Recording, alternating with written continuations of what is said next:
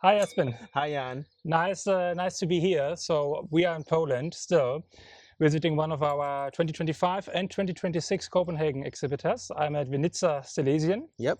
and yeah, lovely to be here So lovely to finally. have you. Yeah.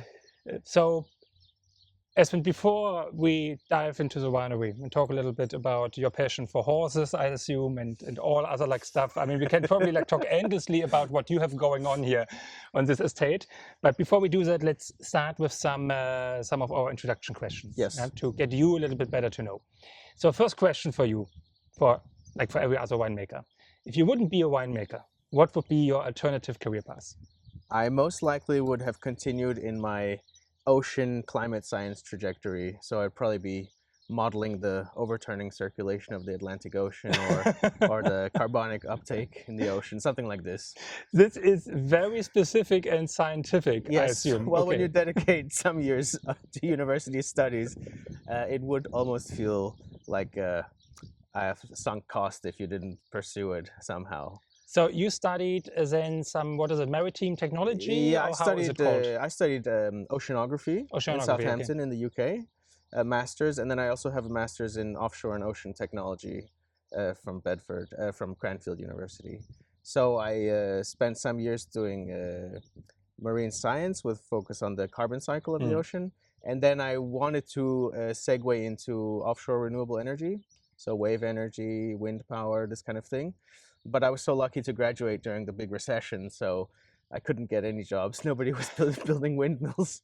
So I ended up interning for a kind of a climate change NGO. Ended up working for them for 6 years in London, getting companies to make a green accounting, basically.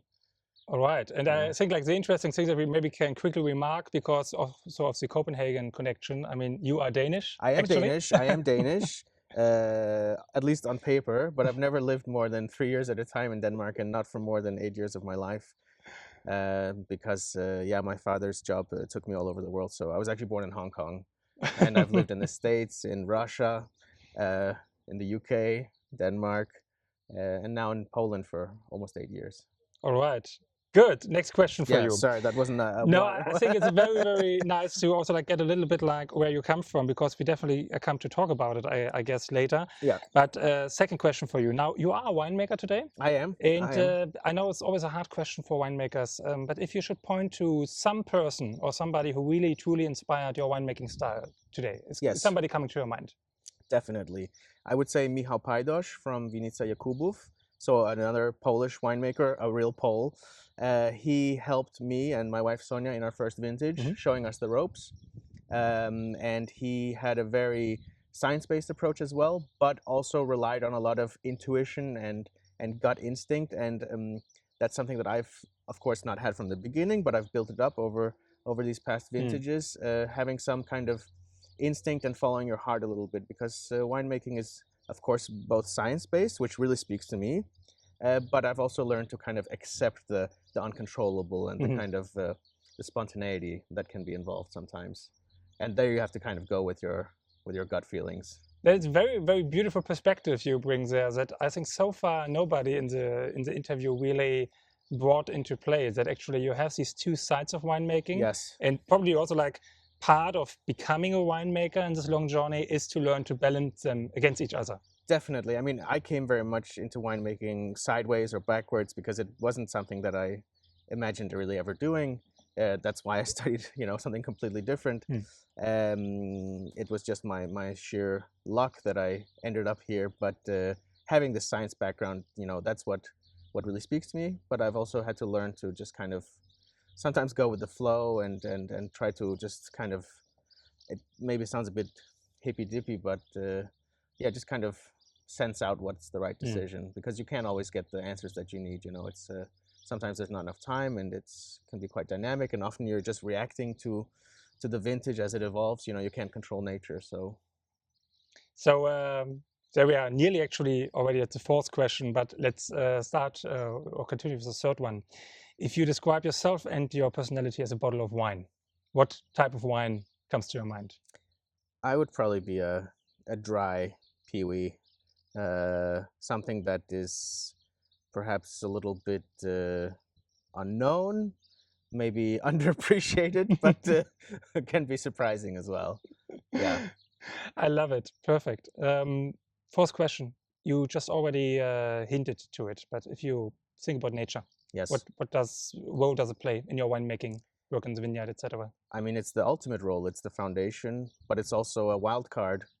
And nature is, it shows you that control is an illusion, you know. So you can plan and plan and say, oh, this year we're aiming for, you know, to have this kind of bricks in this variety. Well, you know, nature can throw a spanner in the works, so to speak. And on the other hand, sometimes it can give you exactly what you want, but you're never never in control completely. So you kind of have to bend to its will. So this is also probably like one of the parts that has been very difficult for you to understand, having a very scientific background. Yes, and I'm also control freak, so or I used to be. I feel like I'm better and better, but yeah, exactly. To kind of accept the uncontrollable nature of it, yes. And I'm, you know, I think as I gain more experience, and hopefully this project continues, and we're still in business in 20 years, I will understand where I can control more things, more and more, to shape the wines that I want. But so far I'm definitely at the mercy of nature. Beautiful. Can you, with those words, introduce to us Winnica Silesian a little bit? Yeah, Winnica Silesian is located here in Lower Silesia in Poland. We're in the southwest corner, and to put us in a geographical perspective, we're about 200 kilometers east of the German wine region of Saxony, so along the Elbe and Meissen, and we're about 200 kilometers north of the Czech Moravian wine region. So that's just to kind of triangulate where we are. Winnica Silesian is a winery founded together with me and my in-laws. In 2016, we planted the varieties, 10.5 hectares of 10 PIWI varieties and 2 Vitis viniferae. We are on a granite substrate, so we have granite coming straight up to the surface in some parts of the vineyard, so that sort of dominates our terrain. And our story is very much based on horses, because my in-laws' family have been breeding horses for 5 generations. And so the name Winnica Silesian is kind of an homage to this, because of the Silesian horses that they've been breeding, and also, you know, the region that we're in. And that's why all of our bottles have a kind of a horse aesthetic, and horses are very much still part of our lives, even though I'm terrified of them. You're terrified of them? I used to be. I've been horse riding many times, and it's always gone terribly. You know, I've been galloped, I've been thrown, I've been kicked by horses. I never look good on a horse, and I just have a healthy respect for them. And of course, now living among horses, so to speak, for a number of years, I'm more comfortable around them. But there's something wild, and they can sense my fear immediately. That reminds me a little bit of myself, because I'm the type of person who could never envision himself sitting up on a horse, but I would love to have some just standing on a field to look at them. They look great. They're a beautiful creature, and you know, we have them here on the farm and in the wider family. So, you know, they're a beautiful thing to go with wine, I think. Yeah. So, PIWis are really at the heart of your winery. 10 PIWis and only 2 Vitis vinifera varieties that you're planting. And the first thing we have in the glass here is actually your Souvignier Gris. Yeah, it's a PIWI. And we already had a small sip of it, small taste. Yeah. So this is a 2023. I bottled this 2 weeks ago. It is a much lighter version than we're used to making. We actually are able to, because Souvignier Gris is such a lovely grape, right? It's healthy, it ripens very well, it develops lots of sugar. So we've been historically able to obtain 13 to 14 degrees of alcohol, still with some rest sugar, so quite full-bodied, almost Southern European style wines with pineapple and passion fruit notes. This vintage was a little bit cooler, so we got 11 degrees of alcohol here with some rest sugar. And for me, it's really interesting because the aromas are actually much closer to what you might say is Northern European Polish aromas. You have, of course, apple, peach, some gooseberry and pear here, whereas, as I said before, Souvignier Gris is able to get some quite exotic notes.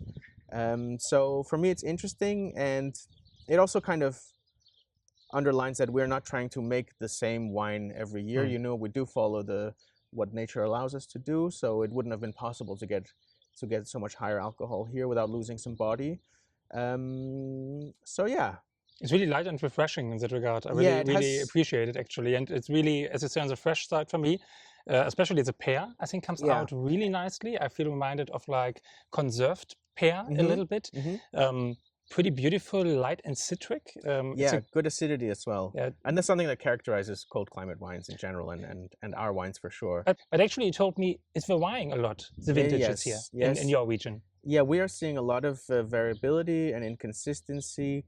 The first two vintages that we had, so 2018 and 19, were incredibly hot. Yeah. Maybe some would say even too hot. And then 2020 was a disaster, super cold, wet summer all the way through, just a miserable year.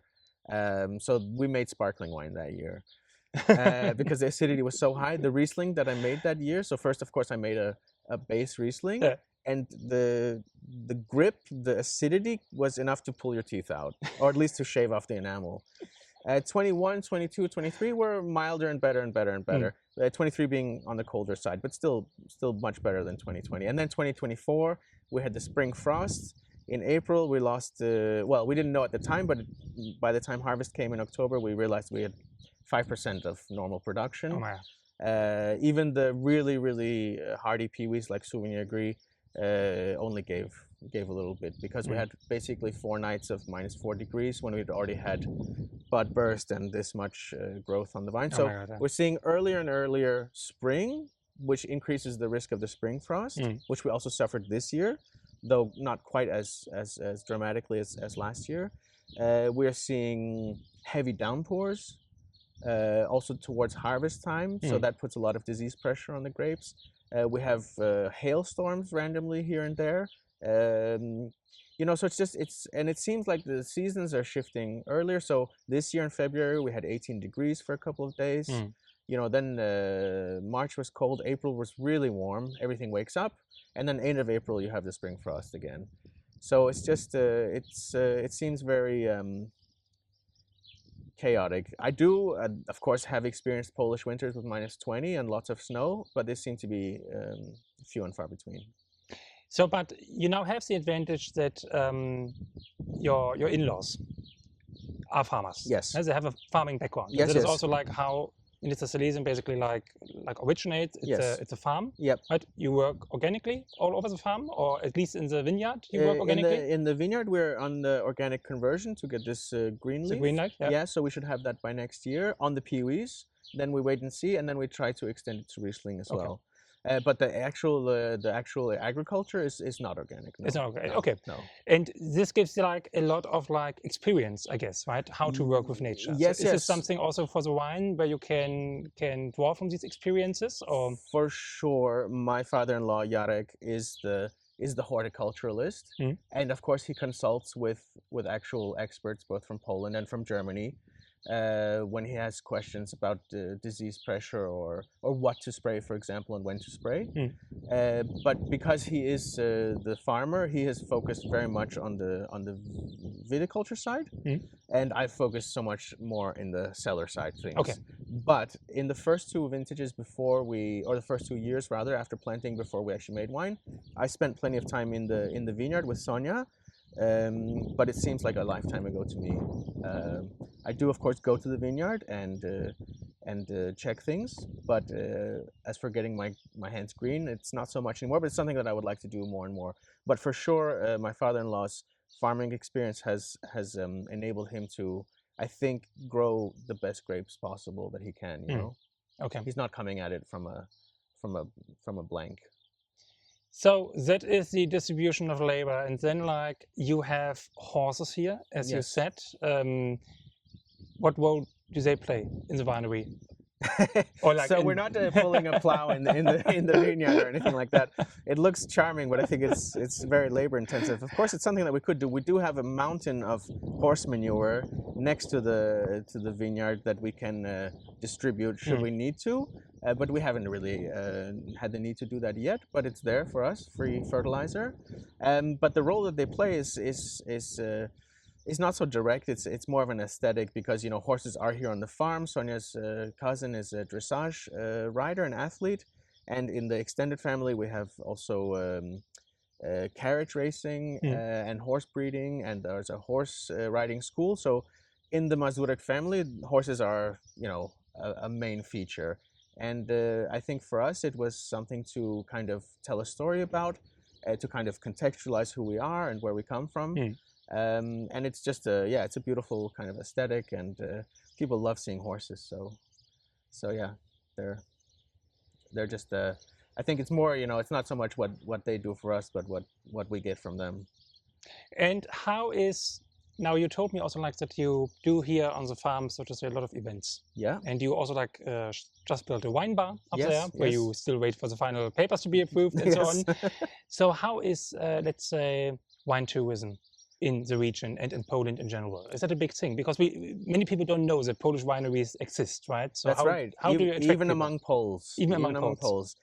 But we are using social media to great effect, especially to reach, we can say, the younger clientele. And Polish wine tourism is a bigger and bigger thing, especially because of COVID. Because as much as terrible things COVID did, it did make people look for things happening within their own country that they could do and visit. And that was a big benefit to us, because you know, then we get more visitors. So we make a lot of events, also with Polish chefs who come here and cook, and then we serve the wine. And I think we have quite an attractive space, especially during summer. So the more wine we can sell direct to customers, the better. So it's something that we definitely encourage and work on, and we see it growing year by year. Yeah, and we get lots of inquiries to do private parties, or what do you call hen-dos, like bridal showers, this kind of thing. Yeah. Wonderful. Yeah. And to put you also in perspective, you are very close to the city of Wrocław, Yes. or Breslau, as the Germans call it. That's right. So maybe also like if anybody sees this and thinks like, I'm in Breslau next week, definitely have I think it's a 12 minutes drive from the city center or so, or 15 minutes, and then you are here, right? Yeah, it's. I would recommend getting the train, because you can get the train here in about half an hour, direct to the station in the village next to, and then you can either walk here or we can pick you up. Wonderful. Yeah. Shall we taste another wine? Yes, let me go get it. Like, we try to be a very social winery. Like, if people have requests and stuff, we try to meet them, you know, because it's, you know, builds a reputation, to be flexible towards, you know, people's randomness. You know, we can't be so dogmatic.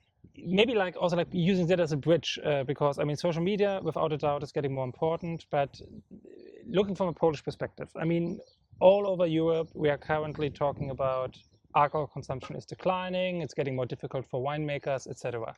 What is your take on this from a Polish perspective? And how, I mean, we just met also like a couple of days ago in Warsaw at the Polski Ferment with 60 Polish winemakers. And I think we both can agree that Polish wine has never been as strong as it is now. The quality is on average really high. Yeah, I agree. And there are 700 wineries and 1,000 hectares under wines. So you seem to have a momentum. I think that even though maybe in other parts of Europe, the younger consumers especially are a little bit wary of alcohol, I don't think it's so straightforward, you know. And we do see that people are interested in zero alcohol or alternative options, and we are even working on kind of a proxy wine. Okay.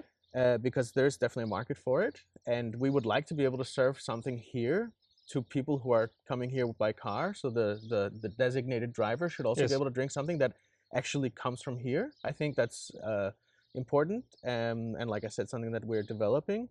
But that being said, I still think that that there's plenty of interest in alcohol, and you know, Poland has a proud tradition of drinking alcohol, and more people are getting their eyes open for wine and Polish wine. So I don't feel so threatened by it, but it's something to watch and to be cognizant of.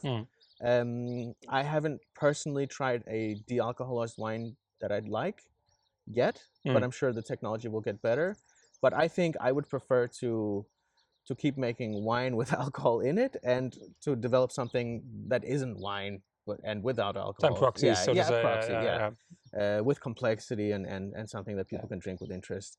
I couldn't agree more on that perspective. I'm also like totally with you there, and I think also like coming to that topic, it's a Cool Climate Wine Summit is also where I really say yeah, we have alcohol-free wines if producers want to show them, but mostly in the alcohol-free area, what we showcase is proxies, because I really think this is a relevant piece of the market for me. I mean, honestly, if you go to a Michelin star restaurant and you want the alcohol-free beverage pairing, honestly, you don't want to have a de-alcoholized wine. No, and I mean, most of them, if you look at their non-alcoholic pairing, it's juices, right? That they make.